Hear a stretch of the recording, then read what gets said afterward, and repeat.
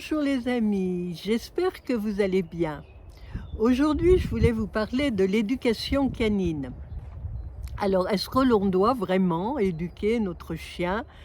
Est-ce que c'est absolument nécessaire? Alors, ça dépend beaucoup de la race du chien, ça dépend de son âge. S'il est très jeune, évidemment, il est plus fougueux, plus foufou, donc il faut quand même, c'est notre responsabilité, nous les humains, de mettre un cadre, pour les promenades. Parce que c'est surtout au moment des promenades qu'il faut pouvoir, ramener son chien en bonne santé et entier, à la maison. Et c'est là que se crée le problème, c'est souvent le chien voilà, quand ils sont trop foufous, parce qu'ils sont jeunes, alors souvent, ça dépend aussi d'où il vient ce chien. Si ce chien vient d'un élevage, bon, normal, quel que soit le voilà, mais il a connu sa mère, il a été sevré par sa mère, il a connu ses frères et sœurs. Ça, c'est très important parce que, le chien donc, la mère, s'il fait des bêtises, elle le reprend, elle le mordille, elle l'attrape avec sa gueule, elle lui dit: «Non, non, tu fais pas ça». Et entre chiots, entre frères et sœurs, ils s'éduquent, ils jouent et ils mesurent, ils arrivent à tester leurs forces. Parce que quand ils vont trop fort, les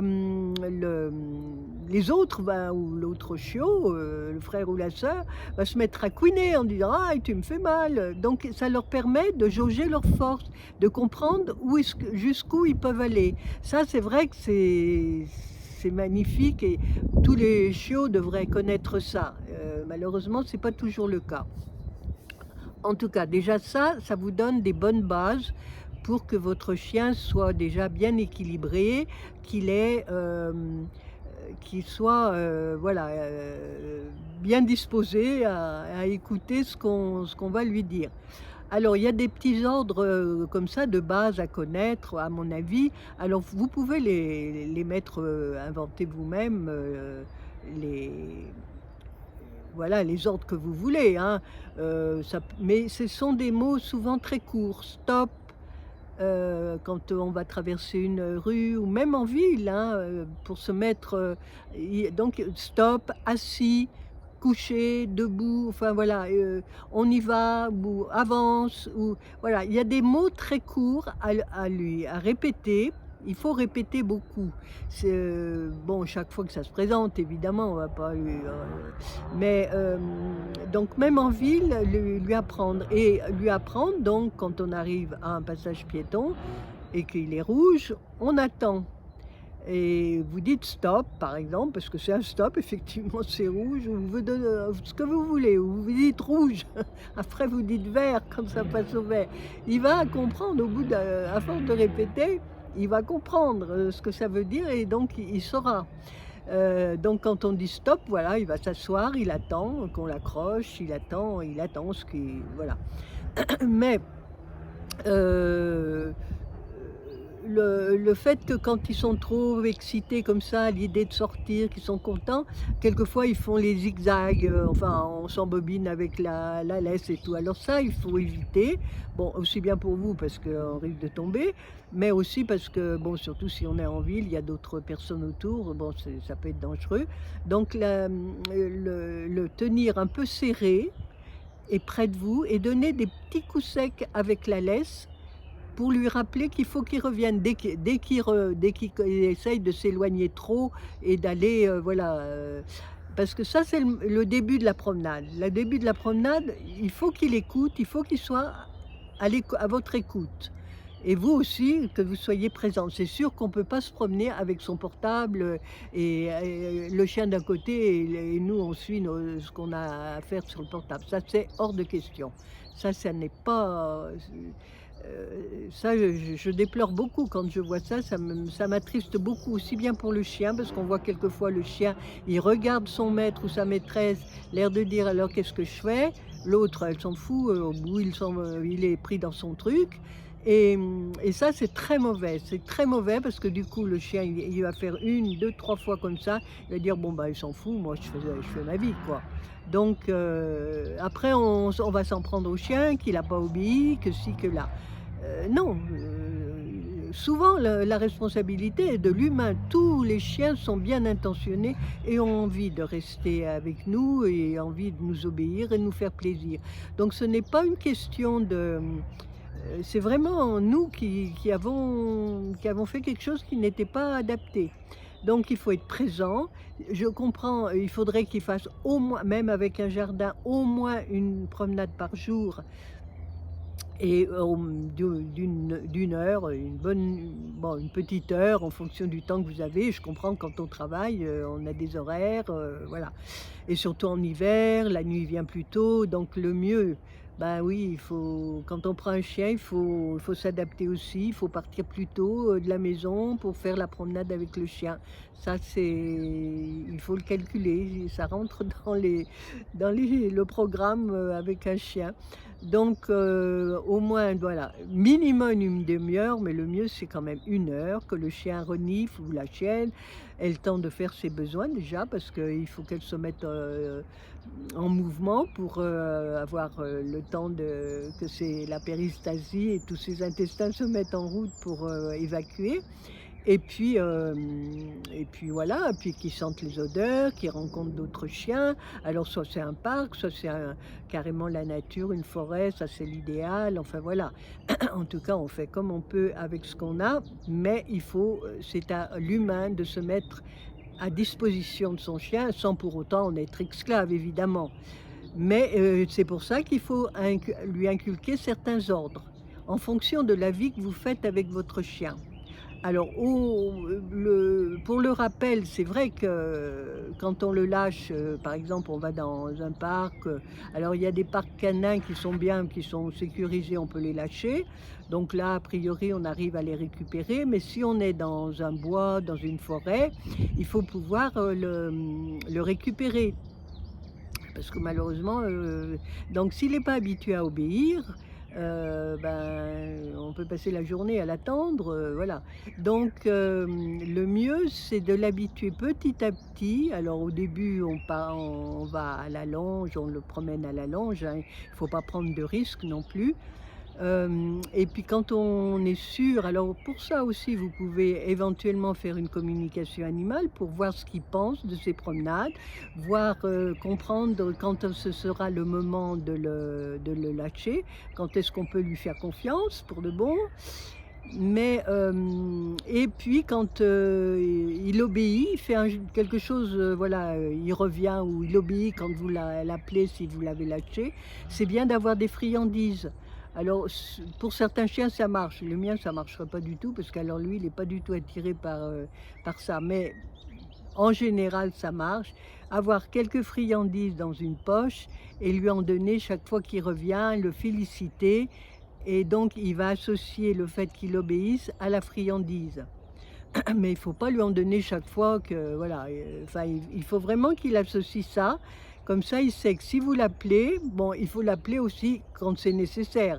Il faut pas l'appeler toutes les 5 minutes ou toutes les 3 minutes parce que, vous voulez tester, voir s'il rentre, il revient. Non, il faut l'appeler et il faut anticiper aussi. Vous avez des horaires comme ce qui est normal, donc il faut anticiper. Il faut l'appeler, au moins une demi heure avant, hop, une demi heure, 5-10 minutes avant, enfin en fonction vous connaissez votre chien, vous savez plus ou moins, comment il réagit, donc il faut anticiper une minute avant, l'appeler pour dire: «Bon ben là, je veux qu'il monte dans la voiture» ou enfin, il faut qu'on revienne à la maison. Donc c'est à nous d'anticiper et de l'appeler, et puis quand il revient, ben voilà, il a droit à sa friandise. On accroche vite la laisse, au collier ou au harnais, et voilà, et c'est réglé. Alors mais c'est des choses rituelles qu'il faut faire. C'est pour ça qu'il faut le sortir tous les jours au moins. De toute façon, pour sa santé, c'est indispensable. Et puis, faire ces petits rituels. Alors il faut répéter, c'est sûr, mais c'est à nous de faire ce travail. C'est pas au chien enfin il obéira si nous on est disponible, si nous on est attentif à lui, à son bien-être, à ce qu'il soit heureux et tout ça, et ce qu'il soit bien dans sa peau. Donc c'est à nous de nous adapter et de voilà et comme évidemment, il ne faut pas être sur son portable pendant qu'on promène le chien. Ça n'a aucun sens. Ça n'a aucun sens. Ça, c'est inadmissible. C'est un manque de respect d'ailleurs par rapport à son propre animal, un manque de respect de soi-même d'ailleurs, parce que du coup on profite pas de la promenade. Enfin non, c'est inadmissible. Ça, c'est quelque chose, je ne pardonne pas. Enfin, je ne pas je sais pas pardonner, mais je veux dire, c'est inadmissible. Personnellement, alors on peut être distrait de une petite minute parce qu'on a eu un appel ou on a entendu qu'on a un SMS, alors on regarde rapidement ce qui est, puis on dit: «Bon, ben, quand je serai à la maison, je regarderai de plus près». Mais on n'a pas à être sur son téléphone, pendant la promenade. Ça, voilà, sauf exception, voilà. Mais ce n'est pas une bonne idée, pour personne. Donc voilà, parce que après c'est très difficile si on n'est pas attentif pendant la promenade, c'est très difficile de récupérer sa confiance. Donc il faut qu'il ait confiance en nous et enfin c'est bien et puis vous trouvez alors vous allez trouver sur YouTube des conseils pour l'éducation canine, mais il y a des termes, des expressions à répéter, mais surtout des mots courts. Stop, avant, assis, couché, enfin mais pas pour en faire des animaux de cirque, hein, mais pour, vraiment pour lui, c'est des mots qui vont le rassurer. Ça fait partie de sa vie, voilà. Donc c'est pas du tout ça le traumatise pas et voilà et si on a peur parce que c'est un chien fugueur, alors bon, certains vétérinaires conseillent la castration, pour les chiens, pour les mâles.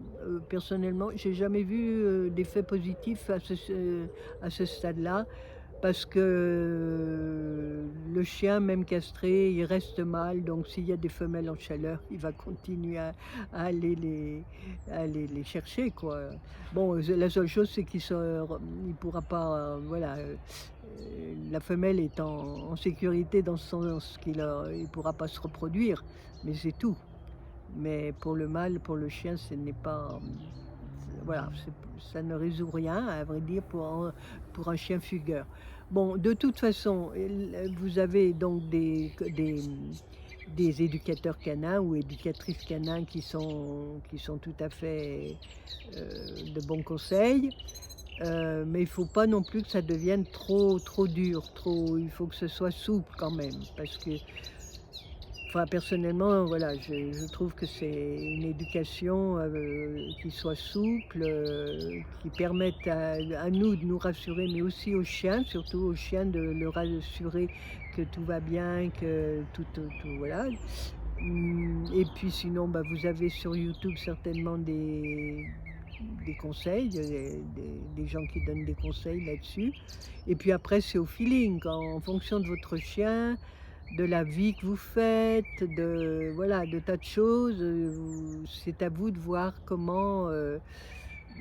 qu'est-ce qui vous vient. Au feeling, on fait au feeling en fait. Le mieux, c'est ça. À mon avis, c'est le mieux. Il n'y a pas de voilà, mais quand on a un chien un peu difficile parce qu'il a eu un passé un peu compliqué, bon, bah, là, on peut se faire aider effectivement. Mais aussi, voilà, dans certains cas, quand on a un peu peur sont fugueurs, on a un peu peur de les relâcher, on se dire: «Bah, est-ce qu'il va revenir ou est-ce qu'il va vraiment m'écouter?»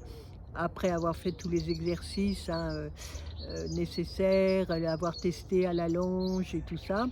Le mieux c'est enfin personnellement je trouve que la communication animale ça aide, parce que le chien, peut nous dire s'il est d'accord, qu'il va répondre ou s'il dit: «Non, je me sens pas, je préfère rester à la longe», enfin bon, en général, mais en tout cas, moi j'ai vu souvent, ils ont dit: «Non, non, mais moi il faut qu'elle ait confiance en moi ou qu'il ait confiance en moi, je reviendrai, enfin voilà, j'obéis, maintenant j'ai compris, voilà». Donc voilà, c'est tout simple. Donc dites-moi en dessous de cette vidéo comment vous faites vous pour vos loulous? Si vous en avez eu plusieurs, comment ça s'est passé avec certains? Parce que c'est sûr que la personnalité du chien, influe beaucoup sur la méthode qu'on va utiliser, hein. Donc voilà, c'est intéressant de savoir si si vous avez des conseils à donner à la communauté, à ma communauté, quoi.